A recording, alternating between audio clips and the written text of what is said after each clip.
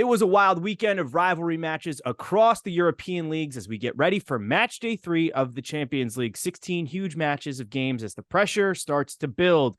You probably won't see anybody qualify for the next round this week, but we're getting close to those teams that are going to realize Europa is their only path. Welcome back to the Plus Money Podcast, your home for the best soccer bets in 15 minutes or less. I'm Andrew Passaro, and joining me for this week's episode is Martino Puccio. You can catch him on Twitter at Martino Puccio and doing Milan content for Sempre Milan and additionally doing betting content for The Athletic.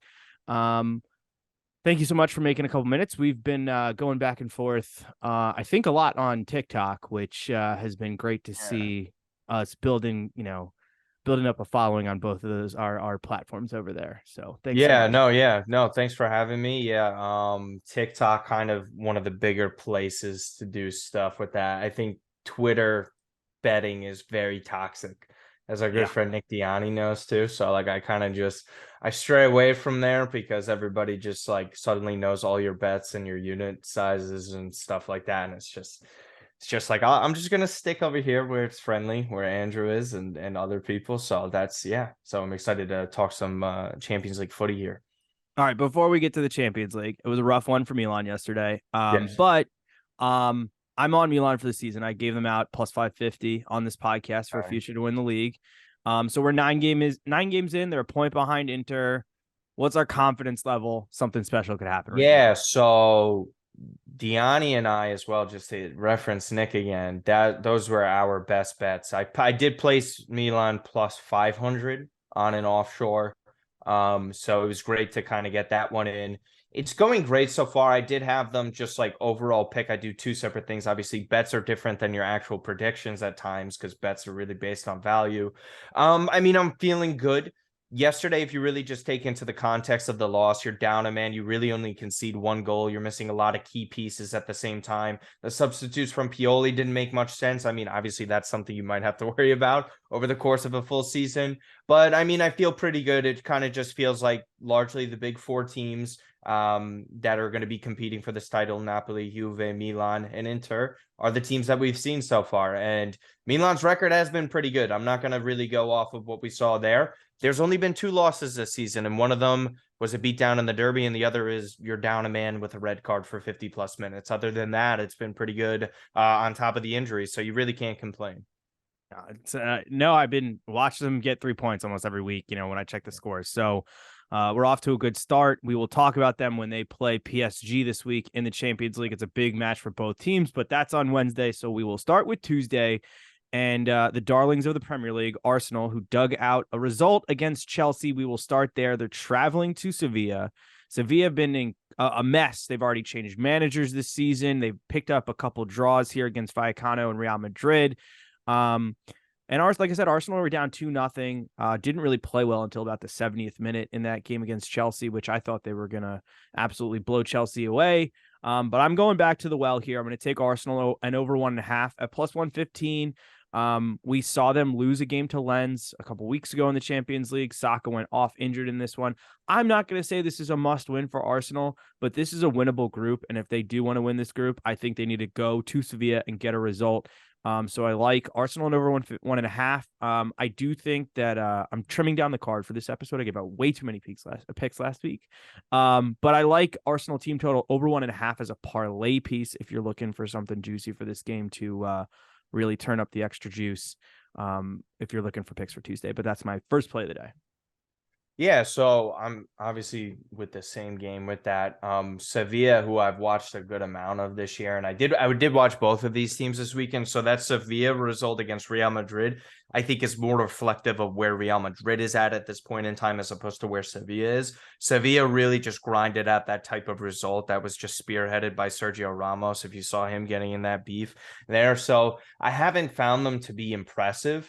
With Arsenal, really the same thing. I think they really kind of deserve to win that one. I think Chelsea was very fortunate in that. We got to remember, too, coming off an international break where Chelsea They have nothing to play for but the Champions League spots that are up in top four with the Prem. So that's really kind of something you have to take into account there. There's so many external factors with this. So with Arsenal, you mentioned the team total. I just like the total of this entire match over 2.5. I think both of these teams can kind of get a little desperate at this point. This is the final match day of the first half of the group stage. So you kind of just see things transition into that area.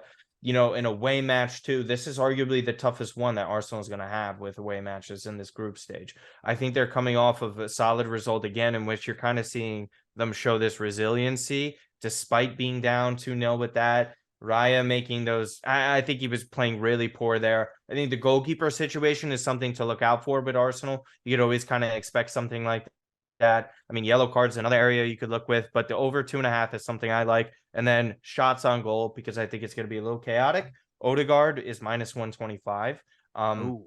Some of the other numbers in there where you see Jesus, even Martinelli. Martinelli was pretty high up. He was like -170. He would have been somewhere. Maybe that's something in a parlay I would look at, but not a straight bet. This straight bet with just Odegaard at -125. We know he could pepper keepers from distance. I think the Champions League is obviously so much more open, and this is something that you could see go down. Yeah, I like both of those. I'm going to go to Bayern Munich. They're taking on Galatasaray in Turkey. Bayern Munich are going for their 8th straight road win in a group stage, which would break a record held by Juventus. I do want to point out, Galatasaray have scored in every game they've played since August 12th. That's 13 straight matches. We know that they've got a lot of high profile name players on leading that attack. We got Icardi, is probably the most notable. Mertens as well, who was at Napoli for a long time. But Bayern have shutouts against bottom of the teams in Bundesliga, but are routinely giving up goals on the road. Copenhagen in the last game in the Champions League. And just this past weekend, Mainz, who's actually bottom, as well as Leipzig, to name a few. So I'm going to Bayern and both teams to score at +135. I've actually seen this come down. It was at +140 at last night. So this could continue to drop, but I expect Bayern to get all 3 points and probably break that record. And another player who's playing really well is their like young striker, Tell, the Frenchman. I got put onto him last year because I used him in career mode for FIFA, but he's actually doing the business when he's coming on late in games. So another striker gem for Bayern. I think he scored in both of their Champions League games this year. I don't expect him to start, but maybe a live play when that one kicks off on Tuesday. Yeah, Bayern are juggernauts. I have them winning the group parlay with Inter is one of the futures that I was mentioning to you. So yeah, and even the same, their defense is not something I really like kind of trust. That's just been something way too inconsistent. There's a lot of space. They've changed up so many different defenders and starting center backs, obviously their goalkeeper situation. And again, if you can see that many chances and opportunities to a Manchester United side that is not that strong, especially in the Champions League, I do like where you're going with that. So Inter Salzburg, obviously something that I'm familiar with is Serie A, and obviously Inter I just mentioned there. So the first one I want to talk about is Thuram, anytime assist or goal for Inter is at -145. So this is something that gets offered on FanDuel Sportsbook all the time and stuff like that. He's been fantastic for them. Inter obviously played with a 2-striker formation. They're very strong in the Champions League. Simone Inzaghi does a great job with them. You obviously see from time to time them slip up in certain matches. They didn't play that well against Sociedad in the first match, but they turned it around in the second. They're always going to be creating, always going to be potentially scoring options here. Salzburg, young team, obviously talented and experienced with that. We've even seen Milan wax them last year. I think you're going to see a little bit more of the same. They've lost some talent as well. Over 3.5 +166 just in the entire match. I think Inter always have those opportunities to score, and I think that's a direction that they're going to be going in here. That one is kind of a little bit more risky. It's not the greatest when you're asking for 4 goals, but do not be shocked by this. Inter have so many creative players, and a lot of chances will get created. And again, with Thuram, just to circle back with that, -145 for a guy who's really probably been the most versatile attacker in Serie A this season, where he's scoring and assisting open play regardless. I think that's somebody to look out for.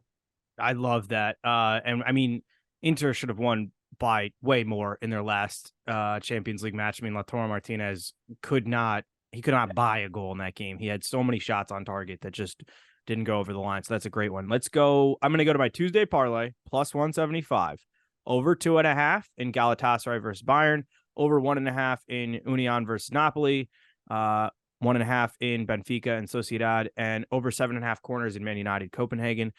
We've been attacking corners in Man United games all the time. They always seem to have a ton of corners. So that's just the play to get you through on Tuesday. Let's jump to Wednesday. Group of death plays. So let's start with Newcastle. I like Newcastle and over 2.5 at plus 140 at home against Borussia Dortmund. Newcastle are flying. They're top of the group right now on 4 points. They haven't lost in 8 matches. They've won 5 straight at home, only giving up 1 goal in that stretch to PSG. Dortmund, bottom of the group, have to get some kind of result here. I do think the over 3.5 is playable here at plus 192, as well as Newcastle and both teams to score plus 220.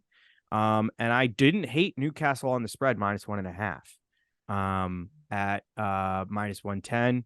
And both teams to score in over 2.5, which is a popular one on this podcast, is sitting at even money plus 100 right now. I'm bullish on Newcastle, but that's probably the EPL bias. We saw them get a big 4-0 win. I know you have some picks from this one as well. Yeah, well, it's just the one. It's just both teams to score on this. I think Dortmund is just incredibly desperate at this point. I think they've looked the weakest. I know Milan have yet to score a goal in this group, but you could even argue if you watch both of their games, they should be 6 points clear of everybody. Unfortunately, that's not. I think Newcastle showing that energy at home against PSG, regardless of how PSG really set up. They're capable of conceding goals. It's not like they're bulletproof in defense. I think that's one of their strengths. The defensive issues that they might have now with no Sandro Tonali, because we know pretty much at this point that you're not really going to see him for the rest of the year. I think that really matters in terms of futures as well. But short week, we kind of see how Newcastle is going to have to handle that situation.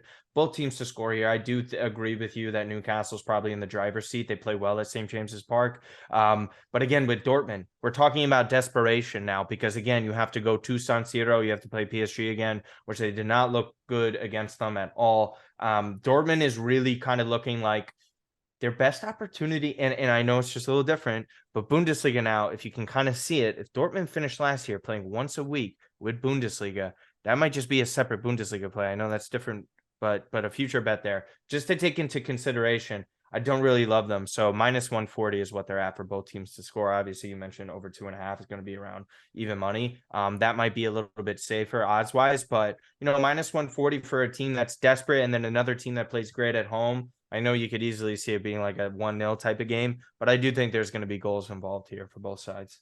Newcastle were able to rotate a little bit up top too. Almiron didn't start, and Isak as well rested against Crystal Palace, so they should hopefully come in ready to light things up again at St. James's Park.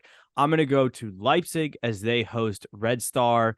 I like Leipzig in over 3.5 here at plus 125. There's always goals in these Red Star games. Nick actually gave that out on this podcast the last time. He was like, take over 2.5 every time. The over 3.5 is hitting both in the 2 games that both of these teams have played so far in the Champions League. So we've seen a lot of goals for both of them. I think the over 3.5 just in the match straight up, no Leipzig to win, is plus 100. And I kind of like, this is a cheeky one, and I've been on first halves a lot of late, going back to the international break. Leipzig team total over 1.5 in the first half is plus 186. So okay. That's one that's getting me there, because the other ones it's like 4 goals in this sport's a lot, right? Like it takes a lot to do that. So like when you get and there's nothing wrong with like your pick. For me personally, I think I got to see it north of plus 150 as just like a straight, just because. And if not, even if you do just like that, then just go to over 4.5 at that point. Yeah. Because if you're just asking for one more goal, and again, the Champions League formats are just like a little bit different now in the way the schedules are. We're seeing much more of a calm and normal year as opposed to last year where we were just kind of rushing into the group stage for the World Cup. I do like where you're headed in that direction with that, because Red Star is a disaster and Leipzig they're such a juggernaut this year offensively, and a lot of people don't realize that. I would say. Yeah, I find myself betting their totals and then all these Champions League days. I think you've got to pick for PSG as they take on Milan. Yeah, PSG and Milan. Listen, I think this really is lineup dependent with this. Obviously, that goes without saying. We saw PSG line up very oddly against Newcastle, which basically just exposed them for the 4 goals. And then you're sort of looking at Milan right now, like saying, are they really going to go 3 straight games within the Champions League without scoring a goal? My answer is no to that. They obviously create so many chances. No Okafor. This is the caveat. If he starts in this one for Milan, I think this is where they definitely end up scoring. But my bet is really going down to Mbappe, even money, to score at any point. Listen, this is the best player in the world. Milan do have a shaky defense. We kind of saw that with Malik Chow. Going to be interesting to see who they select with this one. He obviously just got the red card yesterday. His one-on-one defending is very shaky, but Mbappe is the best player in the world. This is huge over the next 2 games for what PSG need. They know this home game is a must win. He's going to step up in some form. I'm not going to pick him winner in this one. I think both teams to score is obviously something that you should look at on the table, even if you want to parlay with it. But Mbappe, anytime for even money, best player in the world against a side that has been struggling in Milan, I think this is something that I'm very comfortable with. Yeah, no, I love that. I mean, it's Mbappe. It like you go with it. He's name a big moment that the dude hasn't stepped up at. Like you can't. Like he's always Oh, been I there. mean there is one in this competition, but I'm not going to hold it against him, right? But Yeah. but you're 100% dead on because at this point it's kind of like he's the guy. They've had their players. They are susceptible to a lot of goals. I really do think that is something that you could see happen here. With Milan too, I wouldn't really take away too much from what you see over the weekend. If you saw what happened last year with their run to the Champions League semifinal, the over rotation, the lack of injuries really hurting them in this. We'll see if they get Loftus-Cheek back for this. Krunic probably going to be starting from minute 1, so it's a totally different dynamic and midfield with this. Mike Maignan wasn't there over the weekend. Teo Hernandez, arguably the best left back in the world, was not there over the weekend. We see him go up against his brother. There's just so many different changes that have been happening for Milan with this, so don't really take away what you saw over the weekend. Kind of go with what we know here. And again, be safe and cognizant of these over bets based on who starts a striker for Milan. If it's Olivier Giroud, probably going to dial it back a bunch because that is not somebody that you should be worried about if you're in Champions League football. You see the difference even in the Dortmund match. I know I'm going a little bit of a tangent here, but this is what happens. If you have a striker who's 36, 37 in a high-paced sort of atmosphere in the Champions League, you're not going to want somebody like that. You need someone like Noah Okafor. Donnarumma is susceptible to mistakes with the ball at his feet. That's something you have to look out for. Again, Okafor starts, you take the overs. If he doesn't, then kind of just look back and just sit with Mbappe and the anytime goal scorer. That's the way I'm looking at it. All right, my parlay for Wednesday. Like I said, I've been big on these first half over half a goal parlays. I hit one in international break. We hit one, a 5-leg one over the weekend.